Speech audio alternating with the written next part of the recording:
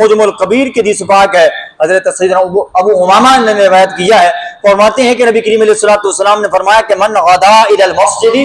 لا يريد الا ان يتعلم خيرا او يعلمه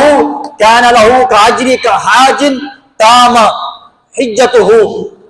خاص کر جو طلباء ہیں ان کی نظر ہے، اور باقی جو دین کا علم کا شوق رکھنے والے ہیں ان کے لیے بھی ہے. نبی کریم علیہ الصلوۃ والسلام نے فرمایا کہ جو مسلمان بھلائی سیکھنے یا سکھانے کی نیت سے مسجد میں جاتا ہے تو اللہ تبارک و تعالیٰ اسے کامل حج کا ثواب عطا فرما دیتا ہے. کامل حج کا ثواب اس کو عطا فرماتا ہے جو دین کا علم حاصل کرنے کے لیے جاتا ہے یا سیکھنے یا سکھانے کے لیے جاتا ہے. یہ ایک چھوٹا سا سمجھ لو کہ وہ کام سر انجام دیتا ہے تو اس پر اللہ اس کو اجر یہ عطا فرماتا ہے کہ اس کو حج کا ثواب عطا فرماتا ہے.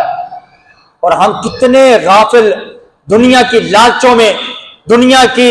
جناب جی محبت میں ہم اپنے آپ کو گم کیا ہوا ہے کہ دین کے لیے تھوڑا سا وقت بھی نہیں دیتے،